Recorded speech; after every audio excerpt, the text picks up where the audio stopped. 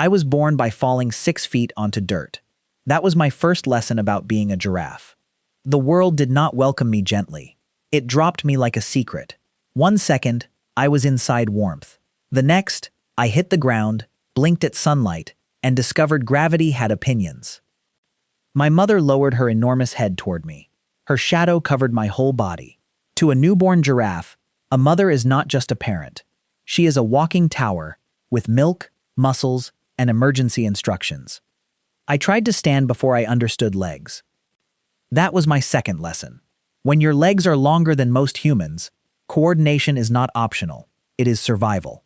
A lion does not care that you are having a difficult morning. A hyena does not pause because your knees feel confusing. So I stood. I wobbled like 4 sticks tied to a cloud. Then the savanna opened around me. From the ground, the grass looked like a forest. From my mother's height, the world was a map. I wanted that view. I wanted to see danger before danger saw me. But first, I had to learn the strangest truth. Being tall is not the same as being safe. Everyone thinks my neck is my superpower. That is only half true. My neck lets me reach leaves other animals cannot touch. It lifts my eyes above bushes. It turns distant movement into early warning. But it also makes drinking water ridiculous. Imagine owning a ladder for a body, then needing to sip from the floor. I must spread my front legs wide. I must bend my neck down carefully. For a few seconds, my body becomes a badly designed bridge. That is when predators watch. That is when the savanna holds its breath. So I do not drink often if I can avoid it. Many of my leaves give me moisture. Acacia leaves are like tiny green water bottles with spikes. They are delicious, dangerous, and rude. Luckily, I have a dark, tough tongue. It reaches deep between thorns like a purple snake. It curls around leaves, pulls them free, and avoids the worst stabbing. Humans call it long. I call it breakfast equipment. Still, the trees fight back. Acacia trees grow thorns. Some even signal danger through chemicals. When one tree gets attacked, nearby trees may become less tasty. The savanna is not just animals chasing animals. It is plants gossiping in slow motion. I learned that from hunger. I also learned that silence can be loud. People once thought giraffes barely made sounds. We do make sounds, but many are low, soft, or easy to miss. At night, some of us hum. Calves call. Mothers answer. The tall ones are not speechless. We just do not waste announcements. My world is full of quiet messages. A tail flick means insects are winning. A stiff posture means trouble is nearby. A bird suddenly flying up may reveal a hidden cat.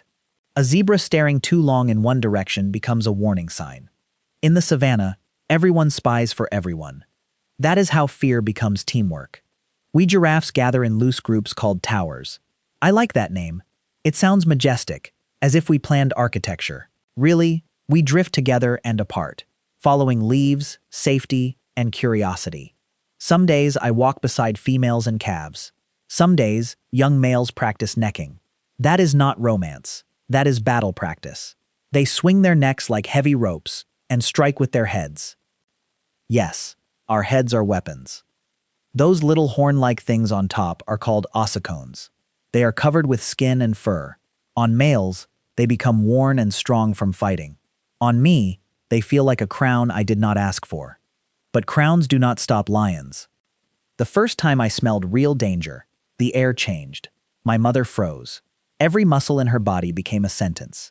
I followed her gaze toward the tall grass. Nothing moved. That was the problem. Grass should move.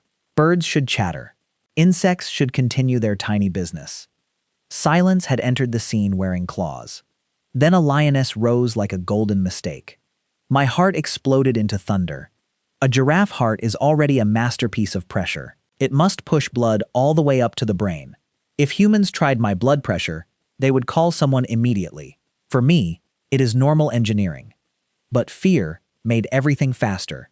My mother kicked first. A giraffe kick can break bone. It is not graceful. It is a hammer with hooves. The lioness dodged, circled, waited. Predators do not only hunt bodies, they hunt timing. I ran before I understood direction.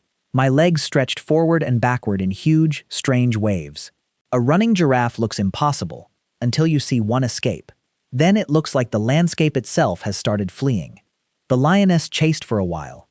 Then she stopped. Not because I was powerful, not because she respected my dreams. She stopped because hunting costs energy. A failed chase can become hunger. A wounded lion can become a dead lion. That day, height helped me see danger. Speed helped me escape. My mother's kick helped me stay alive. But luck helped too, and every animal knows that. As I grew, my view changed. The grass became shorter. The trees became closer. The horizon became a daily conversation. I could see storms walking in from far away. I could see vultures circling bad news. I could see humans sometimes. That was a different kind of danger. A lion hunts because hunger tells her to. Humans can destroy without being hungry. Roads cut the land. Farms shrink the wild spaces. Fences confuse old roots. Some people protect us. Others only see patterns on skin. My coat looks like sunlight broken into pieces. Each giraffe has a unique pattern, like a living fingerprint. Those patches are not just decoration. They help with camouflage among trees and shadows. They also help manage heat across my body. Beauty for us is not vanity. It is biology wearing art. And my neck, the famous neck, hides another surprise. I do not have dozens of neck bones. I have 7 neck vertebrae, like humans. Mine are simply stretched into long, elegant tools. So the biggest myth about me is wrong. I am not a creature with extra neck bones. I am a familiar design pushed to an unbelievable extreme. That is the secret of the giraffe. We look like imagination escaped from a notebook. But every strange part has a reason.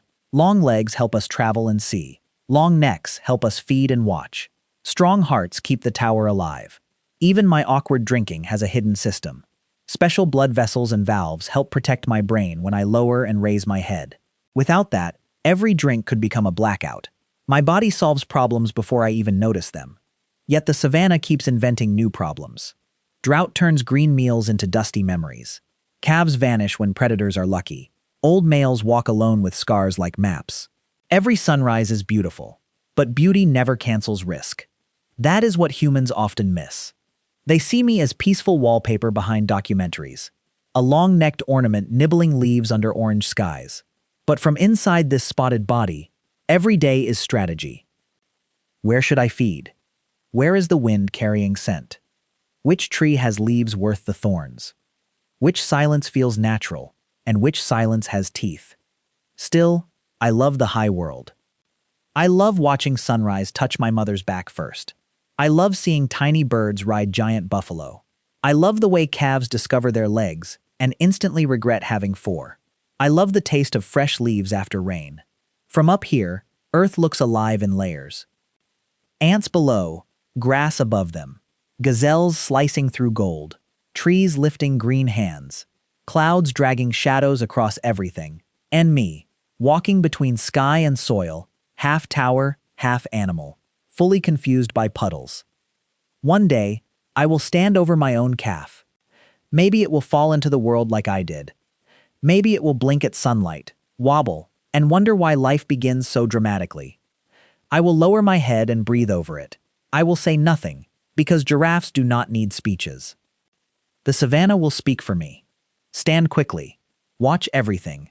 Trust your legs. Respect the grass when it goes silent. And never believe height means nothing can reach you.